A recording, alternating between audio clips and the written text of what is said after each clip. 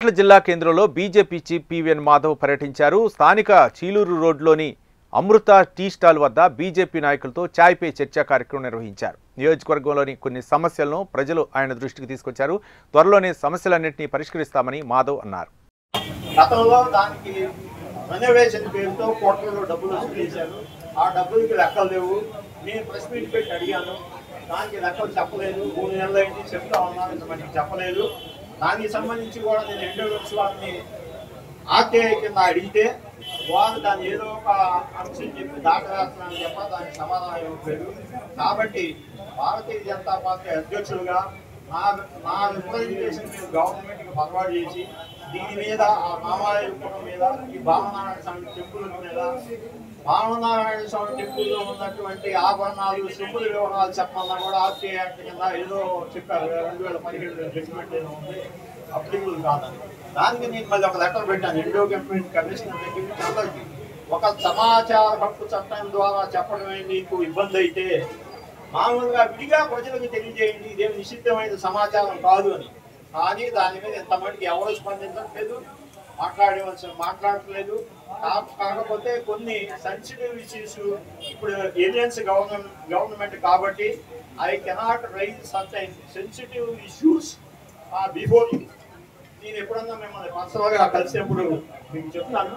కాబట్టి దయచేసి నా విజ్ఞాపన పత్రాన్ని మీరు స్వీకరించి అది పై స్థాయిలో మన సీఎం గారు, ఎండోమెంట్స్ కమిషనర్ గారు కన్సర్న్ వాళ్ళకి ఫార్వర్డ్ చేసి దీని మీద ఎంక్వైరీ చేయించవలసిందిగా, నేను చేసేటువంటి పోరాటానికి మోరల్గా ఎన్నికలుగా నాకు సపోర్ట్ ఇవ్వవలసిందిగా, భవిష్యత్తులో దీని మీద వేగంగా పోరాటం చేయబోతున్నాను. ఈ అవకాశం ఇచ్చినందుకు ధన్యవాదాలు.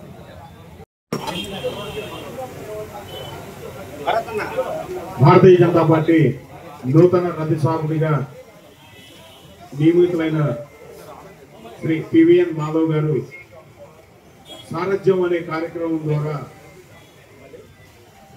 అన్ని జిల్లాల పర్యటన చేస్తూ కార్యకర్తల్లో ఉత్సాహాన్ని నింపుతూ వినూత్నమైనటువంటి కార్యక్రమాలను చేపడుతూ చాయ్ పే చర్చలో భాగంగా సమాజంలో ఉన్నటువంటి వివిధ రకాల గొప్ప వ్యక్తులను కలుస్తూ వారి యొక్క అభిప్రాయాలు తీసుకుంటూ మరి దేవుని తొలి గడప అయిన కడప నుంచి ప్రారంభమైనటువంటి యాత్ర ఈరోజు మన బాపట్ల జిల్లాకి రావడం జరిగింది.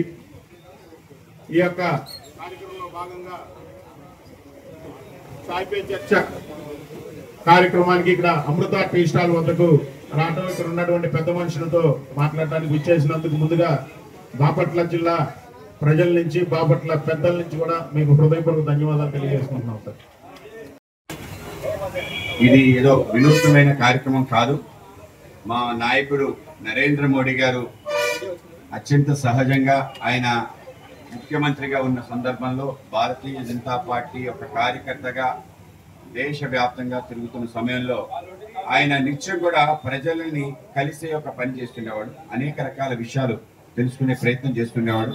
దాంట్లో భాగంగానే ఆయన ఎక్కడి నుంచి తన జీవితాన్ని ప్రారంభించాడో, ఎక్కడి నుంచి ఆయన జీవితాన్ని ప్రారంభించి కఠోర దీక్ష, పరిశ్రమ, క్రమశిక్షణ కారణంగా ఇవాళ దేశ ప్రధానిగా మన నాయకుడిగా ఏ విధంగా నిలబడ్డాడో మనందరం చూస్తున్నాం. ఆ విధంగా ఒక ఛాయ్ ద్వారా ఆయన అంత పెద్ద అద్భుతాన్ని సృష్టించడం జరిగింది. కనుక ఎక్కడ మన కార్యక్రమాన్ని ప్రారంభించాలి అంటే ఇటువంటి చిన్న చిన్న అంగళ్ళు ఎక్కడైతే సమాజం సహజంగా కలుస్తుందో అక్కడ జరిగే ప్రక్రియలు మొత్తం ప్రపంచానికే ఒక ఆదర్శనీయంగా ఉంటాయి. ప్రపంచంలో యుద్ధాలన్నీ కూడా ఎక్కడి నుంచి మొదలయ్యంటే ఇద్దరు దేశాధినేతలు ఇద్దరు అభిప్రాయ భేదాలు ఉంటాయి కాదు.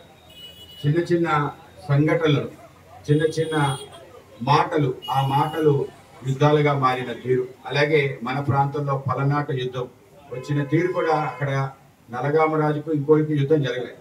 కేవలం కోటి పందాల సమయంలో జరిగిన సంఘర్షణ, మాట్లాడుతున్న మాటలు అవి యుద్ధానికి దారిస్తాయి. ఆ విధంగా అనేక రకాల ప్రపంచంలో సంఘటన, ప్రపంచ గతిని మార్చే విషయాలు కూడా అత్యంత సాధారణంగా జరిగే మాటల ద్వారా జరుగుతుంది. ఆ విధంగా అనేక రకాలుగా మంచి చెడు రెండు కూడా ఆ విధంగానే ఇక్కడి నుంచి జరుగుతుంది. అయితే సమాజం గురించి తెలుసుకోవాలన్నా కూడా మీలాంటి పెద్దలతో మాట్లాడి ఈ యొక్క ప్రాంత ప్రముఖులతో ఎక్కడైతే సహజంగా కలుస్తుంటారో అక్కడి నుంచే అసలు విషయం ఆ యొక్క ప్రాంతం నుండే రాజకీయ అంతరార్థం కానీ అక్కడ ఉండే సమస్యలు కానీ ప్రజలకి తెలిసే అవకాశం, నాయకులు తెలిసే అవకాశం ఇటువంటి ఛాయ్ అంగడిలో. కనుకనే ఈ ఛాయ్ పై చర్చ అనే కార్యక్రమం మా నాయకుడిని చూసి ఆ యొక్క స్ఫూర్తి పొందే కార్యక్రమం చేస్తున్నాం. కనుక ఈ కార్యక్రమానికి ఇచ్చేసిన అందరూ కూడా 2-3 విషయాలు మీ దగ్గర తెలుసుకుందామని. ఒకటి, మన ప్రాంతానికి సంబంధించిన అంశాలు ఏమిటి, వాటిని దీర్ఘకాలికంగా పక్కన పెట్టడం, అది వాటి ద్వారా మా మనుగడ బాగుంటుంది ఈ ప్రాంతానికి సంబంధించిన. అలాగే భారతీయ జనతా పార్టీ అనే ఆలోచన శ్రీమతి ఇందిరాగాంధీ డ్వాక్రాలు ప్రారంభించిన దానికి ఒక ఫండ్ క్రియేట్ చేసి తిప్పాలనే ఆలోచన అటల్ బిహారీ వాజ్పేయి గారికి రావటం, మొత్తం ఈ యొక్క డ్వాక్రా అనే ఉద్యమం అటల్ బిహారీ వాజ్పేయి గారి నేతృత్వంలో పెరగటం, ప్రతి మహిళ తనంతట తన కాళ్ళపై నిలబడి ముందుకెళ్లాలనే ఆలోచనలో భాగంగా అటల్ బిహారీ వాజ్పేయి గారు దీన్ని ఒక మహోద్యమంగా ప్రారంభించారు. ఆ కాలంలోనే చంద్రబాబు నాయుడు గారు మన ప్రాంత ముఖ్యమంత్రిగా ఉండి ఏ ఇన్స్పిరేషన్ అయితే అటల్ బిహారీ వాజ్పేయి గారు ఇచ్చారో దాన్ని మరింతగా తీసుకెళ్లే విధంగా మన డ్వాక్రా సంఘాల కూర్పు, ఆర్పీల యొక్క కూర్పు, అలాగే క్లస్టర్ యొక్క రచన, వీళ్ళ ద్వారా ఏం చేయాలనే ఆలోచన ముందుకు తీసుకెళ్ళడం జరిగింది. ఆ రోజు దేశంలో ఆంధ్రప్రదేశ్ డ్వాక్రా సంఘాల్లో నెంబర్ 1 అవ్వటం జరిగింది. ఈ యొక్క దాని తర్వాత నరేంద్ర మోడీ గారు అయిన తర్వాత మరింత బలోపేతం చేసి రివాల్వింగ్ ఫండ్ పెంచే ప్రయత్నం చేశారు. దాంతో ఉపాధి ఉద్యోగ అవకాశాలు కూడా కల్పించే విధంగా ప్రయత్నం చేశారు.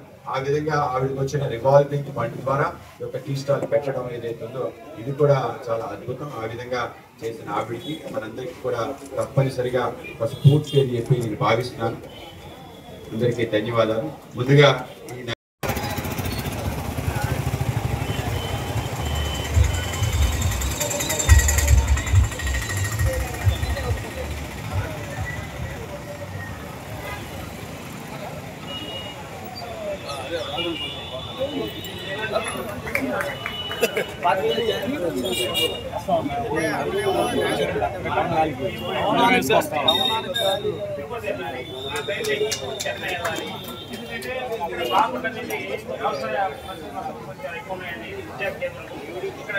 ప్రాంతాల నుంచి రాష్ట్రాల నుంచి వచ్చినటువంటి విద్యార్థులు ఉన్నారు, శాస్త్రవేత్తలు ఉన్నారు, వ్యాపారవేత్తలు ఉన్నారు.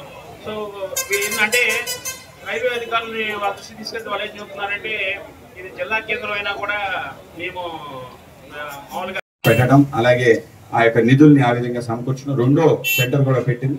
ఈవెన్ ఇన్స్పిరేషన్ తీసుకుని మిగతా వాళ్ళు కూడా ప్రారంభించారు. కనుక ఆవిడకి ముందుగా అభినందన తెలియజేస్తున్నాను.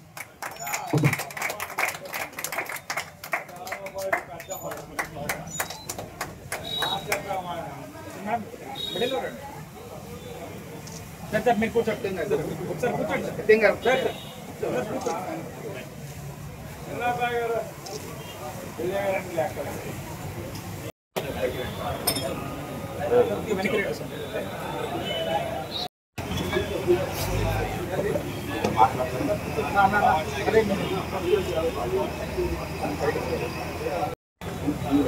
మన బాపట్ల చేసినటువంటి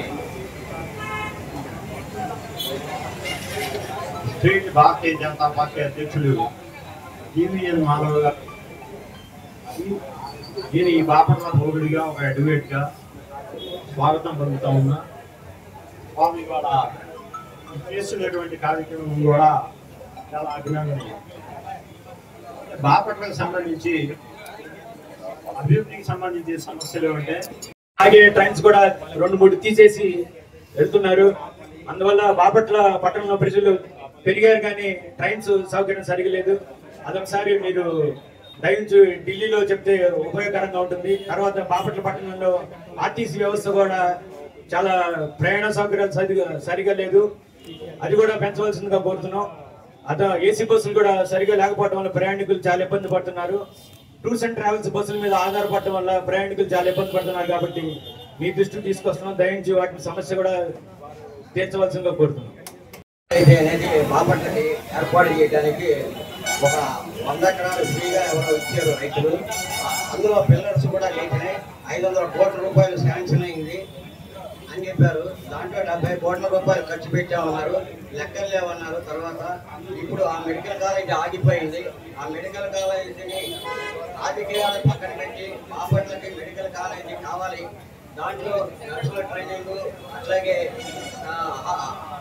డాక్టర్స్ అట్లాగే హాస్పిటల్ ఇదంతా 100 ఎకరాల్లో పిల్లర్స్ వేసి ఉన్నారు.